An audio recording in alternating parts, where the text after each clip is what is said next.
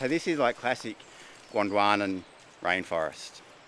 The oldest forest in the world. Yeah.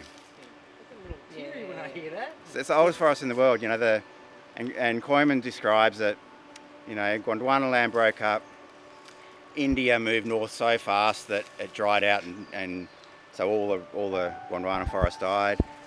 South America moved north too slowly, so an ice age caught it and it all froze. Africa moved north too fast, so it dried out and all the forest disappeared. Australia moved north just at the right pace, and the Great Eastern Ranges, so provided just enough of a sort of rain catcher that this little bit and a bit up in North Queensland survived.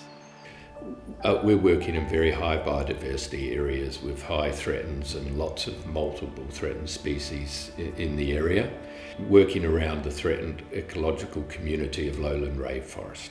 So that's our core business.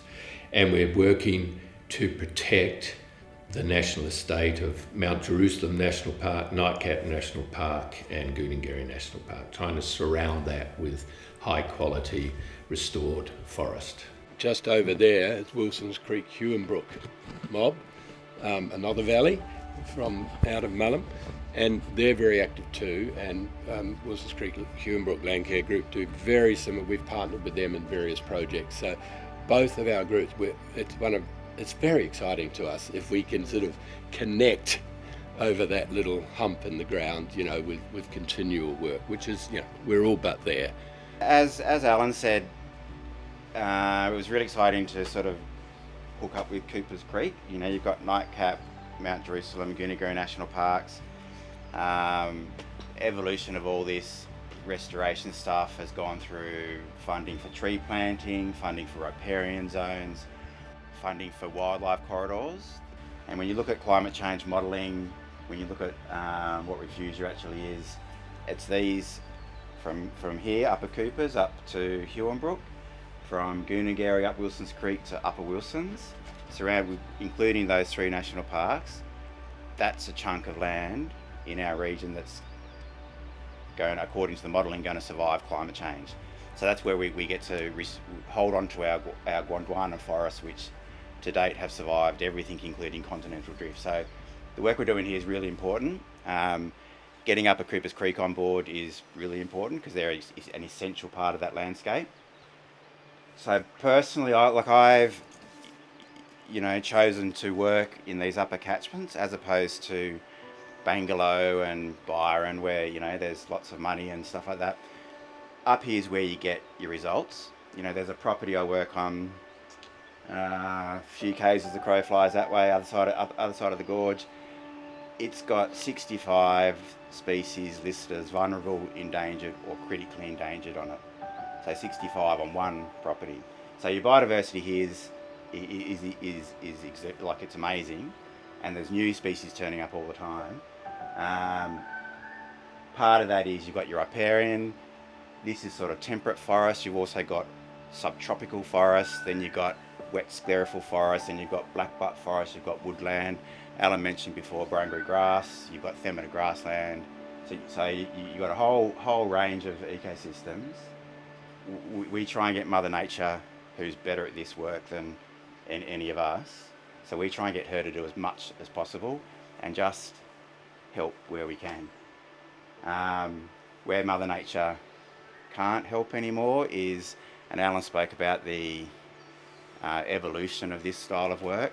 It's gone from planting to just regeneration, and now it's a combination. So we aim to plant, a couple of hundred trees a hectare of the late secondary mature phase species, which aren't going to get there due to clearing and therefore lack of forest function.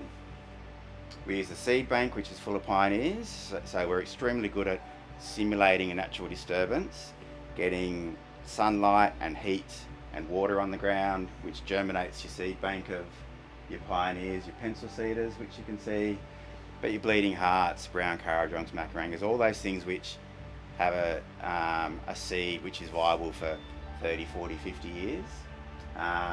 So we use that, but they're all short-lived ones, so we need that other stuff to come in. So I won't say we're God, we're more like a wampu. We bring in what's required because the wampus aren't doing it anymore for us. So you can see the edge of the planting, there's just a little dip. And I try and, when I'm working riparian zones, I consider like a 200 mil rainfall event. So where does the water come in a 200 mil rainfall event? Because we get 2 or 3 of them every year. And I try and work above that. Yeah. So species planted, blue quandongs you can see sticking up, water gums you can see sticking up. So they're excellent in the floods. This firewood? And then you try and chuck in a bit of diversity. So firewheels, flame trees, purple cherries, all ladder phase stuff, slow growing, but it's going to live for a long time, thinking we'll get some aid from these macarangas to capture the site in the time frame and shade out the weeds. Yeah. You know, Landcare, when I speak to other neighbours about it, often they're interested in the work that's going to be done for them. And I'm like, no, that's actually not what it's about. It's really about us, all of us, working together and learning about ecological restoration. And really, it's not about getting free labour. We're only doing a little bit. We're not doing your property, and there's a lot of that goes on. And you know, sometimes people get in over a decade, they might be in a couple of grants and get a bit more than a little bit. But that's not the point. The point is the education and the encouragement, and it's a very, very good point. Really, it's about the collective effort. It's not about improving your own individual property.